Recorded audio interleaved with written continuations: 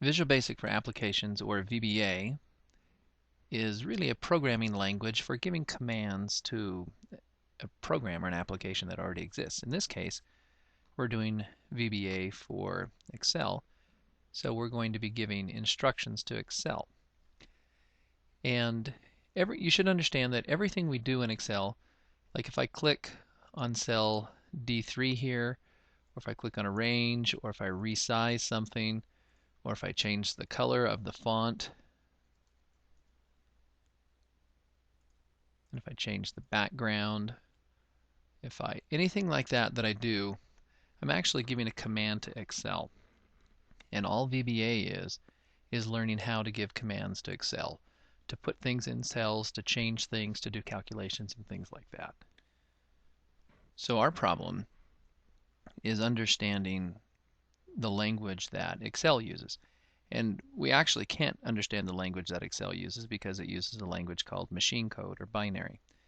And that's not something that we can hear or articulate. It's really just a series of ones and zeros that mean different things, and they get translated. But what we can do is we can talk in a language that an interpreter, or a compiler is what it's called, can take and change from English that we use to machine language that the computer uses.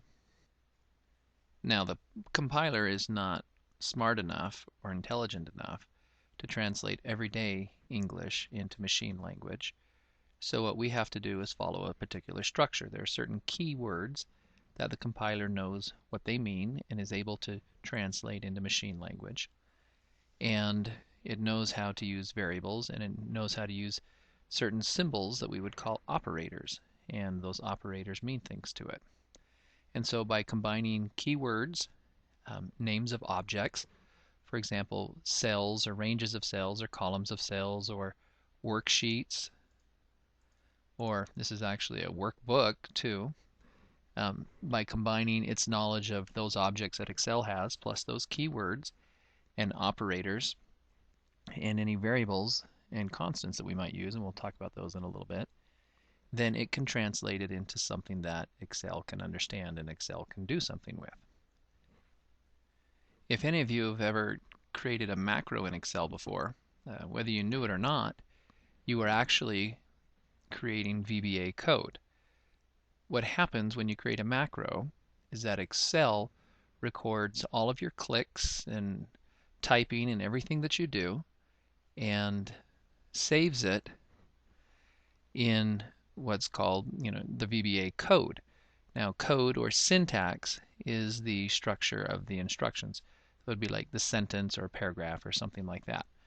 Now, if I want to record a macro, I can click this down here to record it.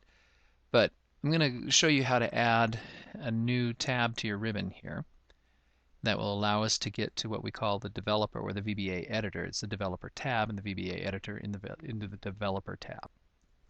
So what we want to do here is click on File. And if you're in Office 2013, you still come over here to File. It's just going to look a little bit different when you do it. And you're going to come down here to Options. And within Options, you're going to go to Customize Ribbon, and you're going to select Developer. And then hit OK. And you should see the Developer tab here. This allows us to add controls like buttons and things to a worksheet, but it also allows us to have easier access to the Visual Basic editor, to macros, to recording macros, and setting up security and doing all sorts of things. So usually when someone begins programming, they program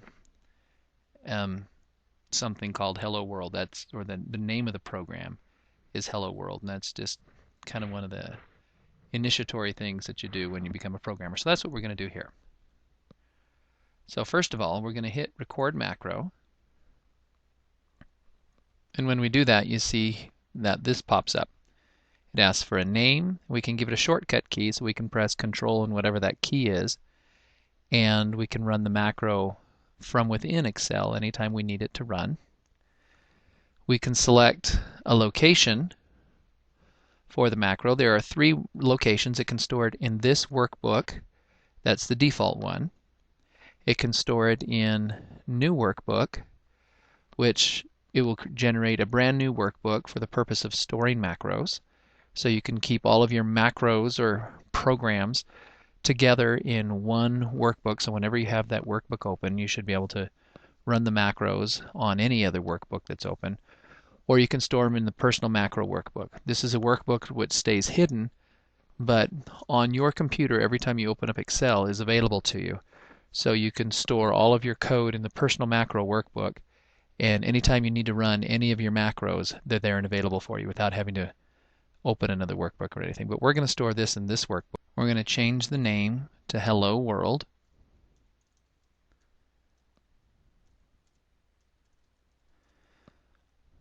One of the naming conventions that programmers often use for naming their programs is to use a lowercase letter for the first letter of the first word and then uppercase letter for the first letter of all the other words so you can read what's there. Usually program names don't allow spaces or special characters in them, so that's why we run all the words together and capitalize the first letter of all the subsequent words so that we can read it. We'll put a put a W here. It's going to store it in this workbook.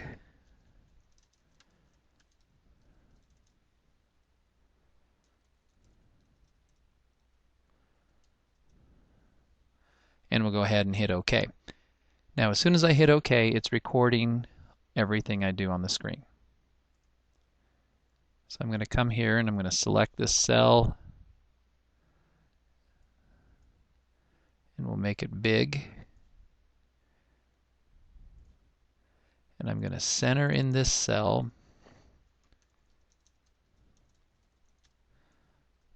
We'll do Hello World like that. And we'll make the font big. And we'll change it to a font that looks a little more festive. Oh, we're not quite big enough. There we go. And we'll change the font color to orange, and we'll change the background to green. And we'll come back to the developer tab and we'll hit stop recording.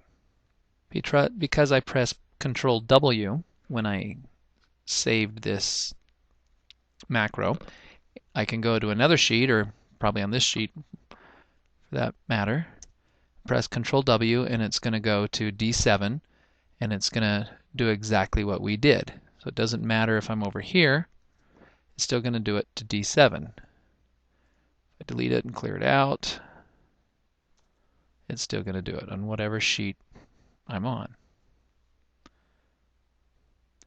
So that's the power of a macro or some code, is that it can do the same thing over and over again and it saves me the problem of doing that. And we'll go look at what code was generated for this right now. We have a couple ways to get there. We can go to Visual Basic, or we can press, as you can see below there, Alt F11. That's what I'm going to do most of the time because it's a shortcut I've learned. Or we can go to Macros. This is going to list all the macros we have, and we can notice how I was pressing Control W. We could also come here and hit Run. I could hit Step Into. That will allow it to run one line at a time, or I can hit Edit. Any of these will bring me to what is called the Visual Basic Editor, which you can see here. I'm going to point out the parts of this. Over here, in my project browser, you can see all of your objects. So here's my workbook. Here are my worksheets. There's also the workbook. These are modules. These are places code is stored. You want to insert your own module, you're going to go to Insert, and you're going to select Module, not Class Module. Now the rule for this class is that all code must be in a module. And we may modify that a little bit as we go along. But for now, the rule is that all code that you write will be in a module. So in Module 1 is where our Hello World code went. Now you notice I have the word sub, and that is just that means that right below this you're going to get a program. It used to have meaning a long time ago. It meant sub procedure and all of this sort of stuff. But right now it just means sub. Then you have the name of the program, hello world, that's what we gave it. And then you have the apostrophes here. And these indicate that everything to the right is to be ignored by the compiler. So it's not going to try and change that into machine language. That is just there for the programmer so that the programmer can understand what is the instructions below are doing. And then it gives us, because we added a shortcut, there's our Control W. And we can add these anywhere we want. Some other things about VBA, if you've coded before, in some programs you have to have something on the end of a line to indicate that there's an end of a line. And you also have to have, there's certain rules about white space. There are no rules about any of that in VBA. The only rules that we're going to follow are going to be for convention in this class, and that will be that the sub, and clear down here at the bottom, is an end sub. That means these are the end of the instructions that go with this program. I could put another program below here, just type sub,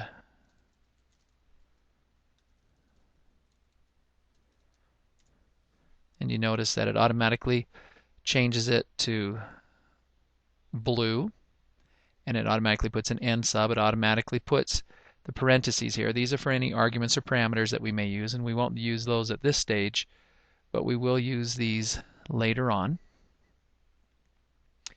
But these are the only things that go on the left margin. Everything else must be one tab in at least. And sometimes when you're going to use withs or ifs or loops, everything inside the with or the loop or the if statement that we use is also tabbed in one. The only thing you can have out here would be comments. That's what these are called.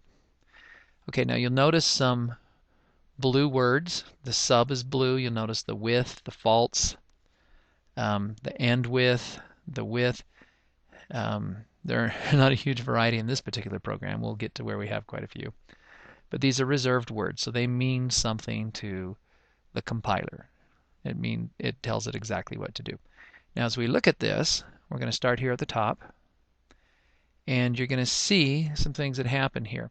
Now this is a lot like a web address where you get you're going to get an object. So the object is the range, and that's going to be D7, which is this cell right here. I could make it a larger range. I could pick D7 to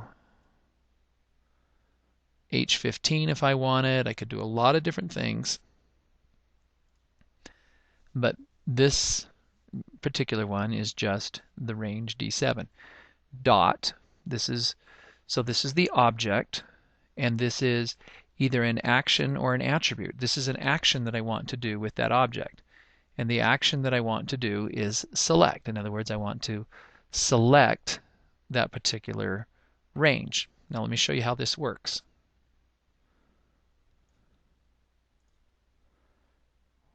Let's see if we can't hide these just a little bit. So we can try and get both of these on the screen at the same time. Now in order to run your program, you can press run from here, and hopefully you saw that all take place back there. You can come up here and click here, run, break, reset, all of these things. This is your stop. You also may note that you have a run. You have some more buttons here too. If you notice when I pressed here, it said run, there was F5. Quite often when I run a program, I'll just press F5, a lot easier. And if you go into debug, you notice you can get step into, which is F8, which is what I'm going to use. So I'm going to delete this right now so we can kind of start fresh. And I'm going to press F8, and you're going to notice that this goes yellow. This is the next line of code that's going to get executed. So now it's getting ready to start the program. Now it's going to select range D7. So you notice how that was selected right there. Now, this is another object. We have a column object. And so we're going to select the D column, which is this column here. And whereas this was an action that the range could do, This is an attribute. Columns have sizes and widths and heights and all of these different things, just like people have hair color or eye color or weight or a like or a dislike. Those are attributes about us. Objects also have attributes. So this column width is an attribute. They also have, just like people have actions, sit, stand, run, walk, objects also have actions like select. So what we're going to do here is we're just going to run this line. And you notice that it went out to a width of 24 or 25.14. Let me change this row height real quick. There we go. So now as we run this, you notice it reset the height. Now it's going to say with the selection. So what's the selection? Well, it doesn't care. It's just everything that is selected. So that this is what's selected right now. It's going to go through and set a bunch of attributes. The horizontal alignment, vertical alignment, whether it's wrap text, orientation, indent level, all of these different things. And it's going to do this. We're going to do this a couple different times. And on the second time, I'm going to show you how to shorten this. So it's going to go through center, bottom. This is really quite undramatic. You can't see anything happening here, but it's actually setting it. This is when I set it to center. Now it's going to center the horizontal alignment center. Now it's going to center the vertical alignment. Notice that's the only change there. See, when you write a macro, it doesn't know exactly what you changed in the cell. It just knows that the state of the cell changed. So in order to not miss out on anything, that's the way it thinks you want it, it goes ahead and resets all of the attributes. We're going to see that several times here. So there we go. Now it's going to select it again in case it wasn't selected. That was because I clicked back on the cell when I recorded it. Now here is another attribute. This is called formula, or formula R1C1. Basically, it'll take formulas in there as well as text strings, and you can put row column formulas in. I'm going to teach you to use something a little bit different. We'll come back through and edit this just a little bit. But that's what it's going to be into the active cell. So it doesn't matter what cell I've clicked on. This is now the active cell, or this is the active cell, or this is the active cell. But I'm going to click on D7 here. Whatever cell I have selected, it's going to put Hello World in it. So now it's selected D7. It's going to put Hello World in it. And it's going to change the font size. Remember, if you saw, I clicked the increase font size arrow several times. So it went from 12 on up to 20. And then there's another attribute on the font, and it's going to give it the name of the font. It's changing to this. And it's size 20. Well, it was already size 20, and it's not strike through or any of these things. And then it's going to go set the column width of C to that small width there. I'm just going to set the column width of D so that it fits. And then it's going to shade it, or change the font color. It's going to change the interior color. And then it's done. So that was a lot of work to do that. Now we're going to go through. I'm going to delete the D column. Notice it never really deletes. It just deletes what's there. It creates a new one automatically. And I'm going to take this code and I'm going to run through it and take out a lot of the things that I don't need. And hopefully we can simplify it. So the first thing I'm going to take out is this first column width, because I never really did, it wasn't the right width. When I get down here later, it's got to reset it. So I'm going to take out this first column width. And in fact, I'm going to take out this first selection. Well, no, I guess I am going to use it here. So maybe I'll just leave that selection in. The row height I'm going to leave there. Now this width selection, I don't need this whole first thing at all, because this one will set the horizontal to center and the vertical to center. I don't need any of these other things. So I'm going to take them out. So now what I've done so far is said, hey, select D7, take row 7 and set the height to 60. In fact, I'm going to take this, I'm just going to cut it out, and I'll put it right here, because this is where right immediately I select, and then I'm going to do something to the selection. Now, another way to do this, I'm going to replicate this right here. Instead of saying select the range and then with the selection do this, I could just as well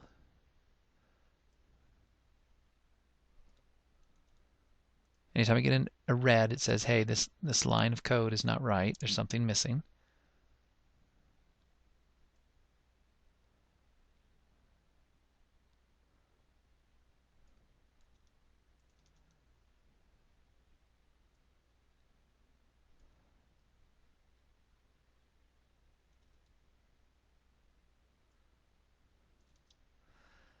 Now,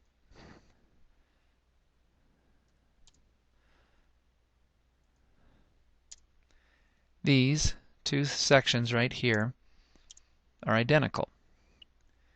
This one's a little bit shorter, but when you have a lot of things to change, sometimes this is easier, so you don't have to repeat this every time for every row. But these are identical. So I have my edit toolbar up here, so I'm just going to come up and say, you know what, comment that out, or make it so that this doesn't get run, because it is redundant there.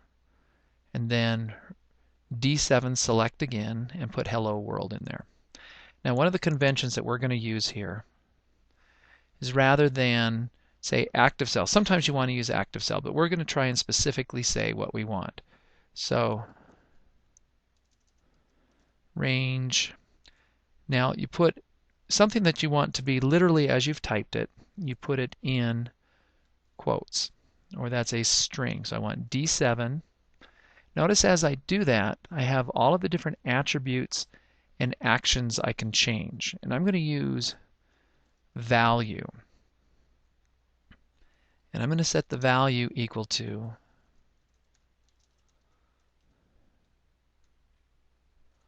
hello world. So selecting and then doing that is this is the same thing. Later in the class, you're going to see that using cells is sometimes a little bit easier. If you know exactly the row and the column that you want to use, D7 works just fine, or the range works just fine. However, there are times when we're going to want to use cells. Notice there's a row index and a column index. This is the row and the column. So row 7, column 4. So that's the row index, column index. You saw that change.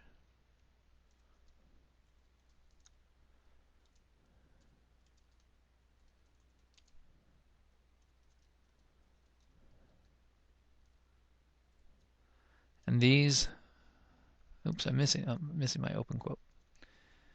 I like how that highlights red so you can see what's going on. So these 1, 2, and 3 are all equivalent. So then with the selection, notice there's that selection again. I can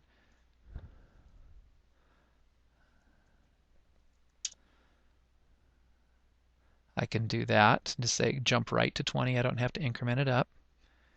And what I really, in fact, notice how it says size 20 right there. I can get rid of that altogether.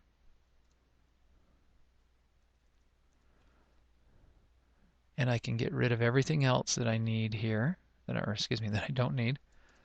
Don't want to get rid of what I need. Here's where I set that C column width, which I made a mistake when I was programming, or when I was recording it, so I can get rid of that.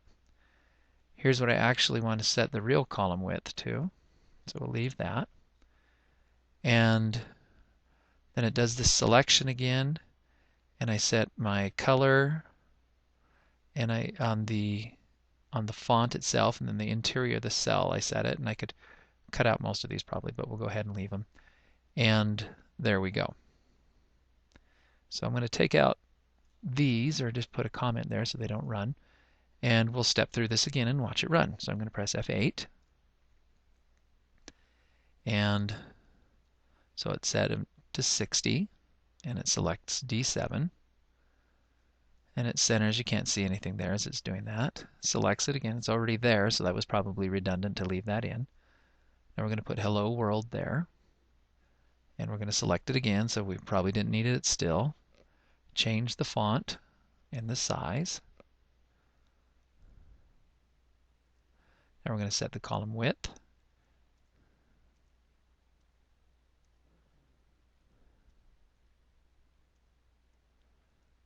And we're done there. So that was your introduction into VBA, what it is, how you record a macro and create a macro and things. Remember, you can just write a new program just by typing sub and then the name of the program. And we could come down here and we can, try some other things out and say range D1 dot value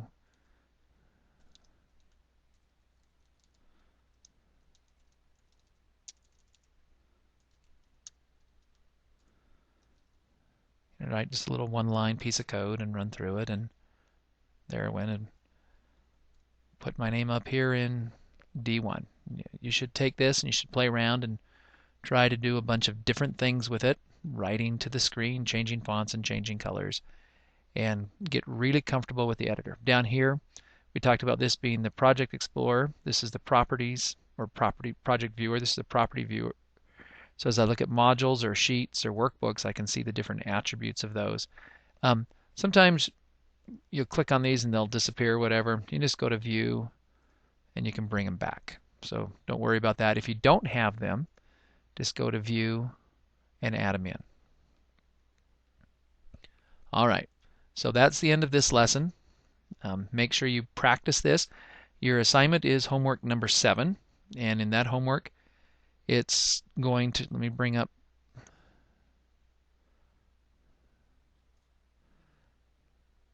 iLearn here. You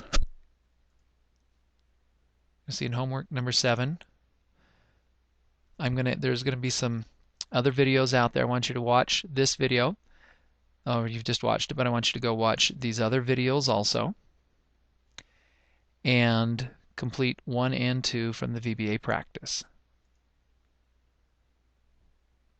So this can be done in Word, but I want you to go through that. The whole purpose of these is for you to understand how operators work and what data types are and how they work and everything. So type this up in Word, and this is what you'll attach here to homework 7. Make sure you watch these videos also.